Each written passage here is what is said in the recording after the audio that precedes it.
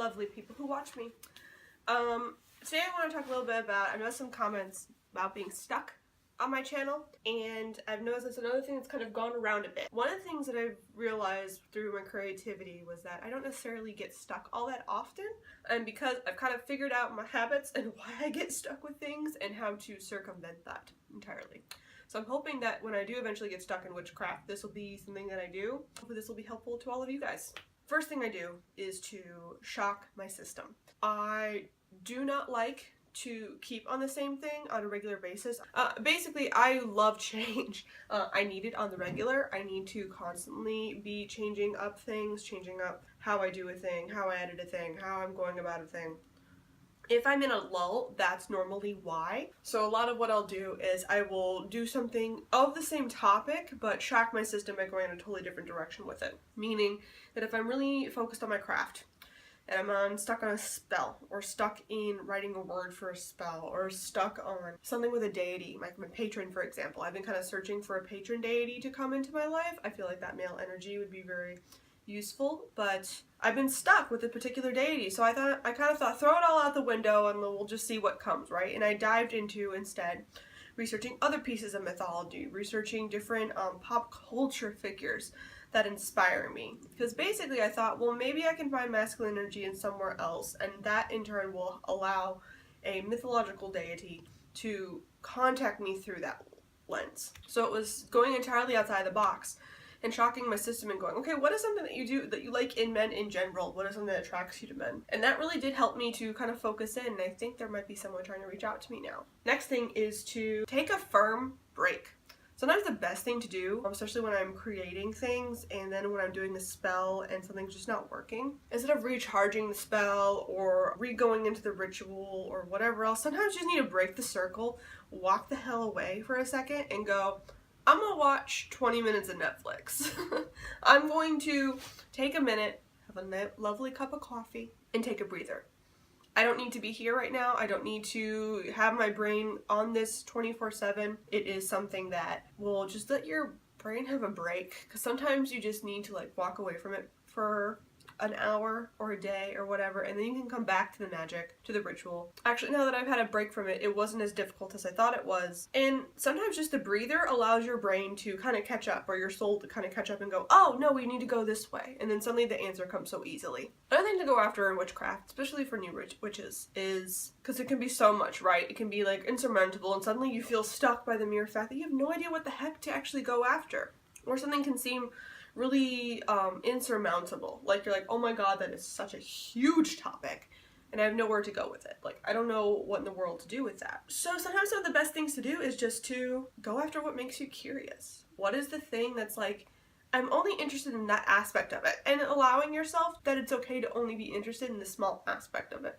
For me, that's chaos magic. While I've slowly but surely been following a lot of the Wiccan stuff on the spiritual side and really adding that into my craft, that has been very beneficial, there is something that really intrigues me about chaos magic, and I'm allowing myself to dive in, dabble, look about, and see it's something that possibly I might transition more towards. It is okay in so many ways to dive into just a piece of something for you. It is not disingenuous.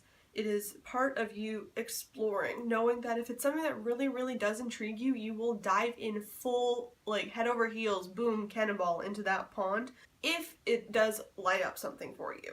And it's okay if it doesn't, but sometimes just like going to something that you're like, just that part of it is interesting to me, but I don't want to seem disingenuous because it's only that part. Like, just look at that, just that part. You don't necessarily have to contact everyone in the group and say, I am here to just look at just this aspect of this and I don't care about the rest of your things. No. But just researching just that part is okay. Giving yourself permission to dabble in it by yourself and go, can really help to spark something entirely new in your craft, can make you look at it in a whole new light so that you don't feel as stuck as you were before. And the final tip that I have is to realize how much magic there is in the mundane parts of life too. I think so many times people in general take things that they love and they put it in a box. And it is this box and it is over here and that is when I deal with that and that's when those things come up and that is how this is. But so much with spirituality, with witchcraft, and everything else, it is somewhat in a way designed to bleed into the other parts of your life, right? Like these are the beliefs and the way you take on your problems the way you address different aspects of your life. So of course it's going to bleed into other things. And also understand that other things are going to bleed into it. Sometimes it's the fact that there is magic in a cup of coffee. You are doing magic by taking a walk in nature. There is magic in you feeling just the vibrations of your own person. And that is something that I've had to kind of come to terms with a lot, is realizing, oh, that there is, even if I'm not sitting down at my altar, there are things that I'm doing every day that actually are pretty witchy and are still like, if I put it away for a second, that's okay. Like it's okay to put it over on the side burner because mundane life got a little too crazy, because even how I'm approaching my mundane life is approaching it in a spiritual, witchy way. And by finding the little mundane things, like doing a little bit of gardening and realizing the magic in the plants and the earth and reconnecting into those things, can really help then, again, re-inspire me and take the pressure off. Because sometimes there's so much pressure when you sit down at the altar or sit in your sacred space or go to your astral plane or whatever it is that you're doing, to be like, okay, now the big magic has to happen. And if it doesn't, it can be like, well, then I just wasted all that time sitting there trying to get this thing done. And then you feel stuck because you're like, nothing's working, nothing's going through.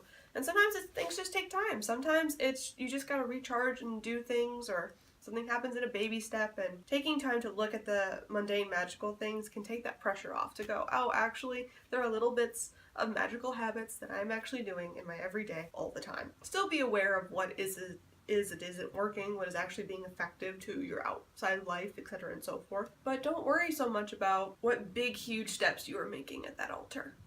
Sometimes it's just baby steps, and sometimes you'll make a grander step actually out in your mundane life than you will when you are communing with your deity, type of deal.